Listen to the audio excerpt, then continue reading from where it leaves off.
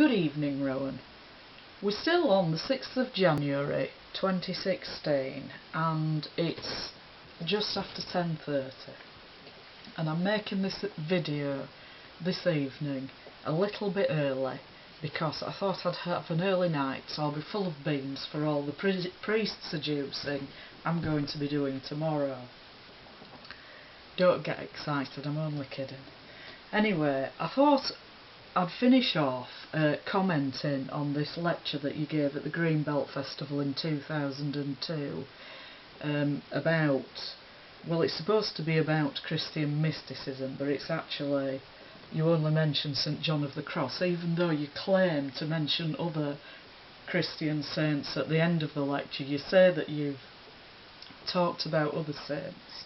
In fact, you haven't. You've only talked about St John of the Cross. So, just to start off, I briefly want to quote again from that bizarre rendition of his poem Dark Night that I quoted lengthily yesterday, and I want to quote your rendition of the second stanza of this poem, well, the first part of it anyway. Safely in disguise, up the secret stairs I crept. What a brave adventure this was. And the translation by Rodriguez and Kavanagh is, in darkness and secure, by the secret ladder disguised, the sheer grace, which more literally would be, oh, happy chance. Now, the reason I've quoted that is because you do mention this ladder later on in your talk, which you called the secret stairs. Up the secret stairs I crept, when you're making it sound like you've gone out of the house, because you say earlier on you slunk out of the house, whereas the poem actually says I went out without being noticed, without any slinking going on, as I mentioned yesterday. So you're making it sound like you're skulking out of the house in secret because there's something shady going on, and then you go creeping up the secret stairs. Safely in disguise, up the secret stairs I crept. Now, I'm just going to leave that there because I want to now comment on something you said later in the lecture that is a little bit related to this, just to illustrate how you've really misrepresented the works of St John of the Cross and Christian mysticism generally. Now, you say this about the works of St John of the Cross. Well, you're pretending you're talking about Christian saints in general, although you don't mention any other ones.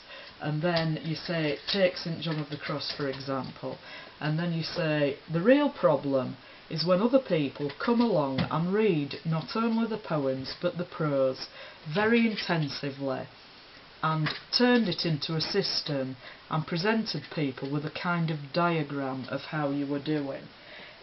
Well, I'm going to say, you know, I spent a lot of time and effort researching my thesis, which I didn't actually finish until after you'd given this lecture, and I read everything I could get my hands on in English, more or less, quite a lot in Spanish and a little bit in French, and I don't know what you're talking about, Rowan. You've just made this up.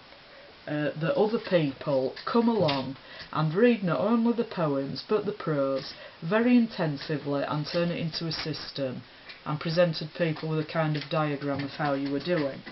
Well, the thing is that the works of St John of the Cross are already a very comprehensive system, because he wrote his poems, and his main poems that describe the advancement on the soul, on the spiritual journey, which would be the spiritual canticle, Dark Night and Living Flame of Love.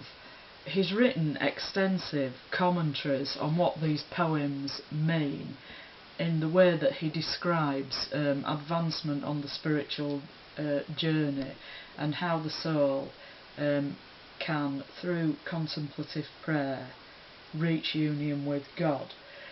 So his system is very comprehensive. I've got the works of St John of the Cross here and a translation in English here, which is almost his complete works, and it's nearly 800 pages long.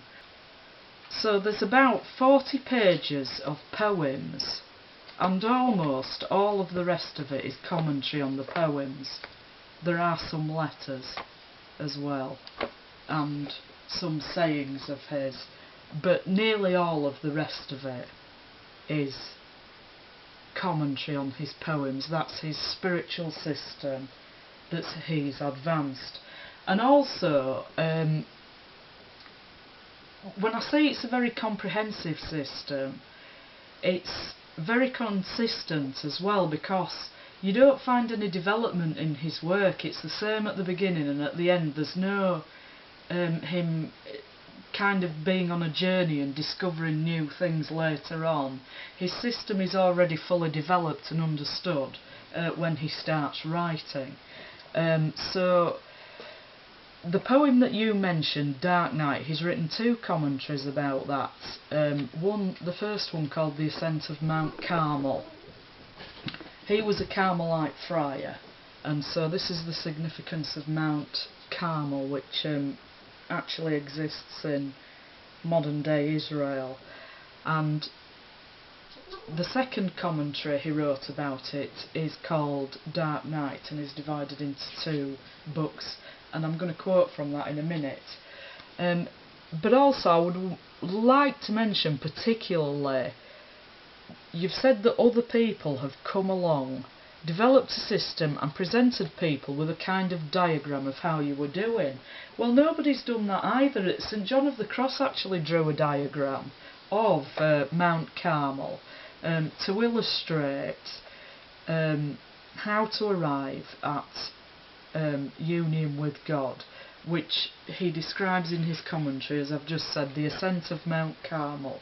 So he drew a diagram of Mount Carmel. The summit of Mount Carmel, he's written, only the honour and glory of God dwells on this mountain, and then around it he's written various spiritual gifts.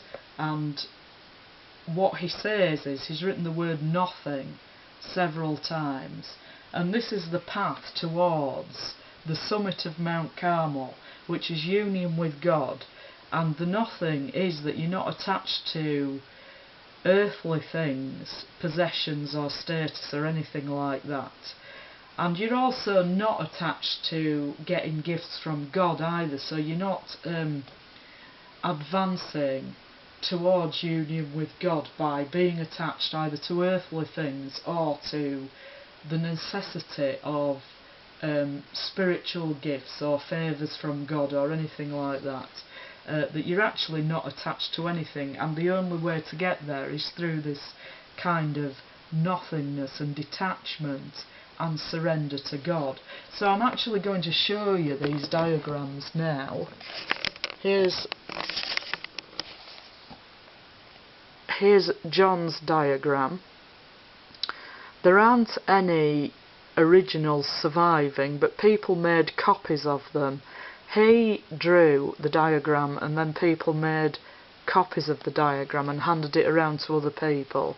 And sometimes it was made more artistic and elaborate, but that's a very simple version there, just line drawings with handwriting in Spanish. Here's a printed text here in English. So that's a diagram, and it's John's diagram. Nobody else has come along and drawn any diagrams. You're such a strange person, I'm not kidding. The stuff that you make up, it's unbelievable. You're really treating people in a disrespectful way, that you go talking all this rubbish to them and you think that no one's ever going to catch you out. Quite apart from the fact that your propaganda's led to over 1 million deaths, the way that you treat people when you're talking this rubbish to them, which is just complete nonsense, it's very patronising. You're a very arrogant man. Anyway, this is something further that you say. So you say that people have come along and presented people with a kind of diagram of how you were doing. And then you go on to say, if you're having these experiences, you've got to stage so and so. Well, that's not really how it is either. St John of the Cross does mention some spiritual experiences that you may have while you're on this contemplative journey. And also, he does talk about discerning between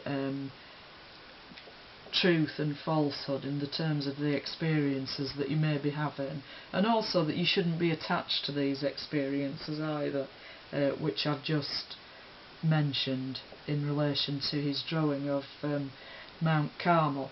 So you go on to say, so throw the dice again and maybe you'll go up another ladder. And then you say, it's not about system, it's about story.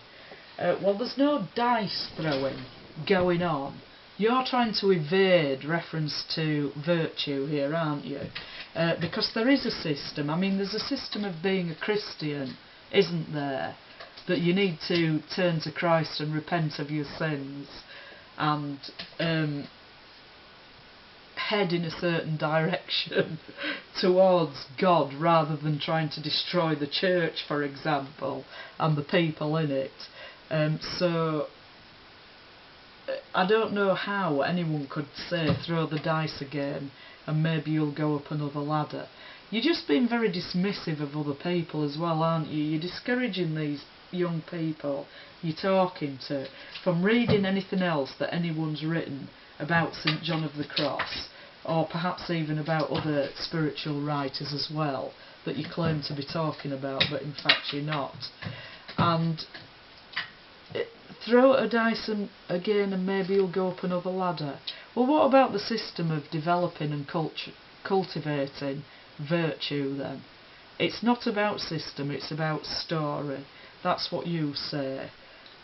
Because everything goes on in your imagination, doesn't it? You don't want to emphasise virtue because you want to make out that you're some kind of great spiritual guru. You've got more insight into this way of contemplative prayer and intimacy with God, as you say in a very breathy voice, that you've got some insight that other people don't have. And when someone like me comes along and says, oh, but you can't have intimacy with God when you're behaving in such an immoral way that you're not exhibiting virtue, and this is why you have to make up this nonsense about how it's not about system, it's about story. This is just complete and utter nonsense. It's the emergent church rubbish again, which is undermining real Christianity. So it is about system and it's not about story. Jesus explained a system and he used stories to illustrate the action of God and the way that people would approach judgment and those kind of things. But he wasn't fantasising and inventing stories about how life is. His explanation of the nature of God and how to be pleasing to God and how to inherit eternal life was entirely consistent with the law and the prophets, and he said that he didn't come to abolish the law and the prophets, but he came to fulfill it. And you want to try and make out that he was saying something else and that other Christian writers were saying things other than they were saying. You did the same about Teresa of Ávila, and you've done the same about St John of the Cross, and you've claimed to be talking about other Christian writers in this lecture, and in fact you're not. You're just making out that you know something about them. But the whole thing is a complete fabrication. Everything that you've said, you've really misrepresented him, you've actively misquoted him, and you've said that morality isn't important, whereas in fact St John of the Cross says that it's so bound up with the spiritual life and the receiving of gifts from God that the two can't be separated, which is what Teresa of Ávila says as well. So how you can claim to be an expert in these people and claim to be writing books about St Teresa of Ávila, and you don't appear to know how important virtue is completely beyond me. You're either blatantly lying or you didn't research her and you didn't write the book. And you do give an impression that you don't understand anything at all about St John of the Cross, and if you do understand it, then you're deliberately misrepresenting it, and I would lean towards that explanation myself. So I'm going to speak just a little bit about this ladder now, where you've said that other people have come along and at least implied, so throw the dice again and maybe you'll go up another ladder. And in light of the fact that you've said that other people made a system and other people drew diagrams, I've already referred to this ladder in stanza 2 of his poem Dark Night.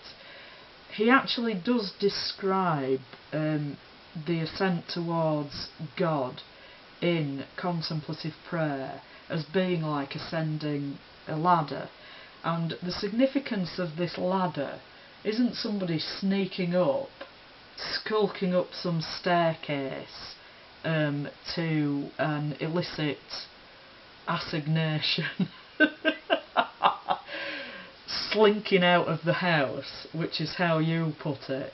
It's actually St John of the Cross refers to it as the ladder of contemplation, and it's the ladder that Jacob saw in his dream in Genesis chapter 28, where he saw the angels ascending and descending from heaven. And St John of the Cross explains this in his commentary on the poem Dark Night, his second commentary, which is also called Dark Night, and he explains this in chapter 18, part 4. This ladder of contemplation, derived as we have said from God, is prefigured in that ladder Jacob saw in his sleep, by which the angels were ascending and descending from God to human beings, and from human beings to God, while God leaned on the top. So that's the significance of the ladder. It's not sneaking into people's bedrooms in the middle of the night without anyone knowing about it. It's not going around having illicit affairs, which is what you're trying to insinuate to these young people. Anyway, he describes 10 steps on this mystical ladder. This is in chapter 19 and 20 of Dark Night Book 2. I won't read them all out, but basically the beginning of the ladder is a sickness in the soul where the soul is longing for God, and the subsequent steps of that ladder are the soul being gradually drawn towards God. So it's a longing for God, a seeking out of God, and the graces that God imparts in the soul cause it to perform good works, and then the soul approaches God and clings to him and won't let go.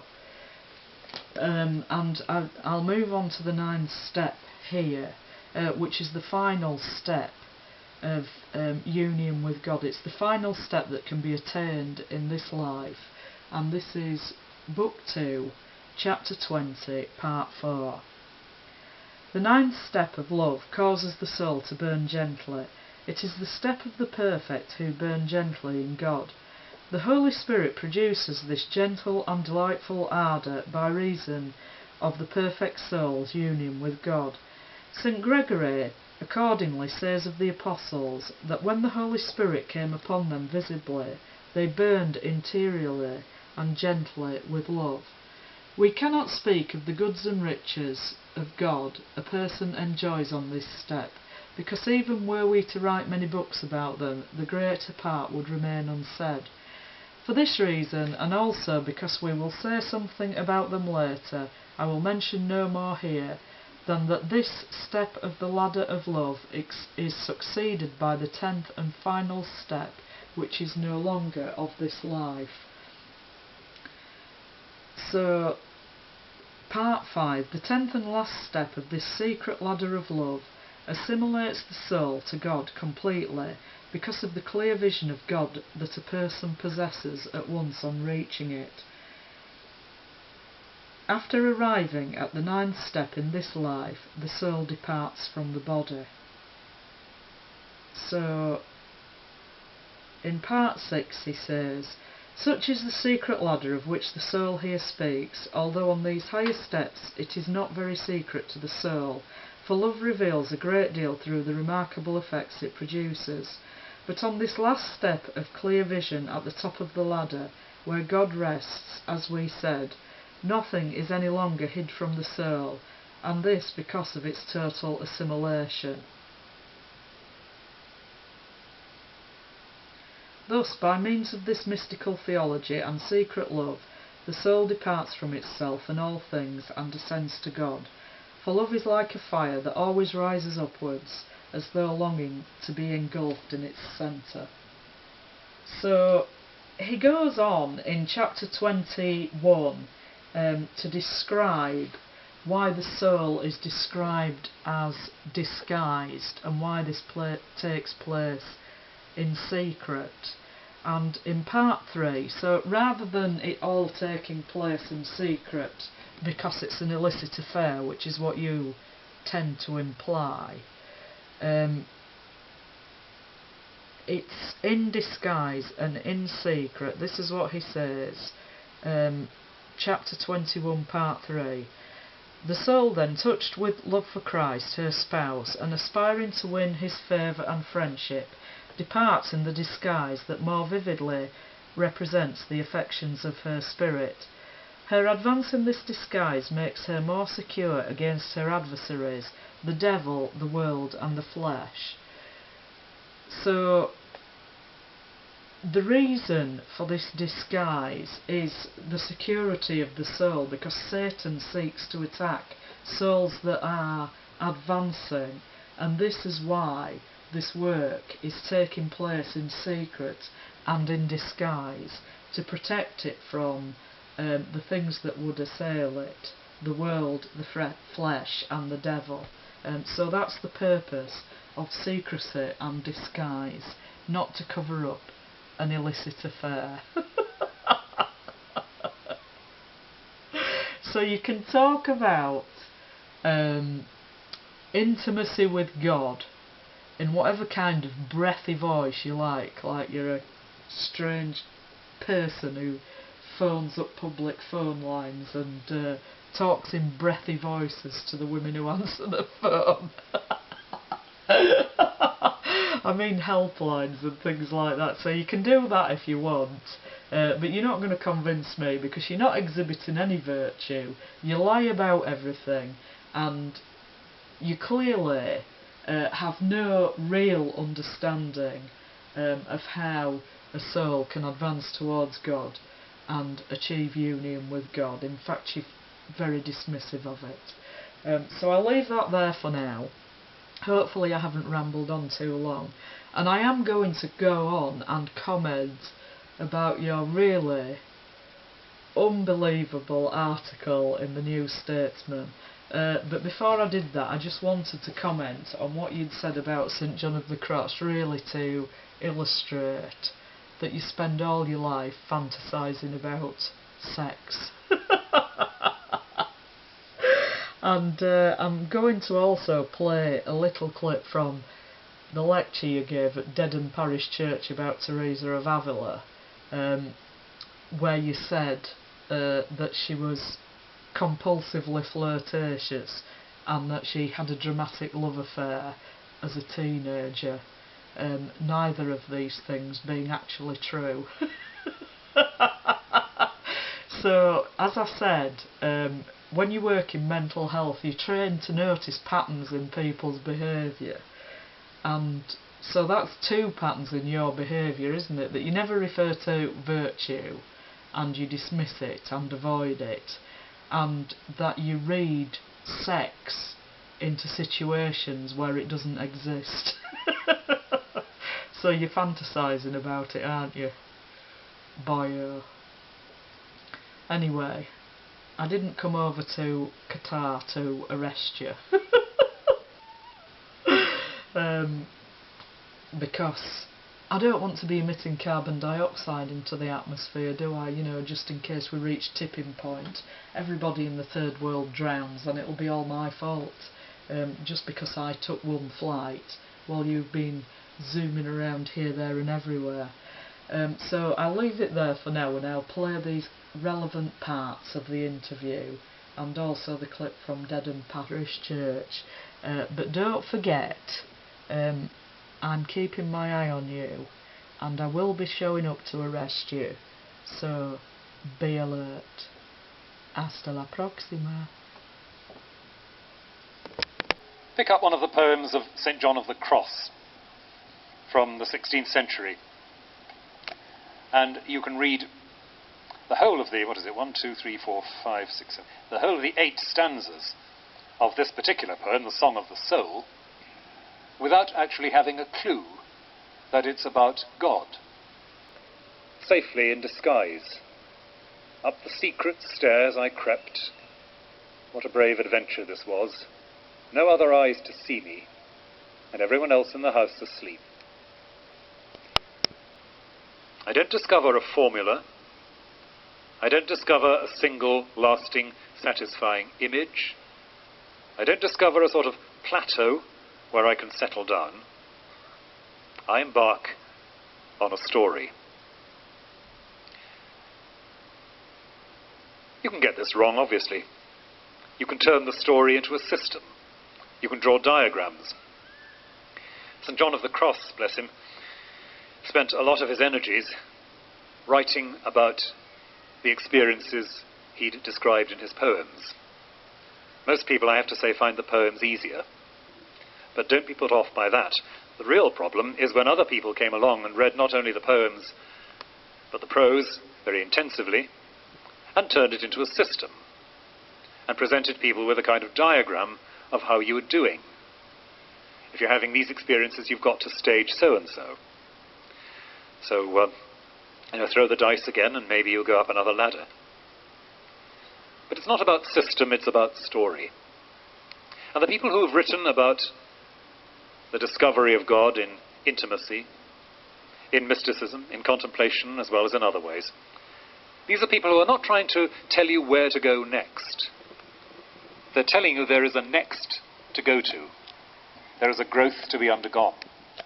As truly as in your human intimacies, so with God, there is a story to unfold. She was an extremely flighty girl. She was pretty, she was bright, and she was compulsively flirtatious. In her late teens, she was involved in a rather dramatic love affair, which got the tongues of Ávila wagging around her. And so it was a little bit of a shock to her family and friends when at 21 she became a nun in the Carmelite convent of the Incarnation in Ávila.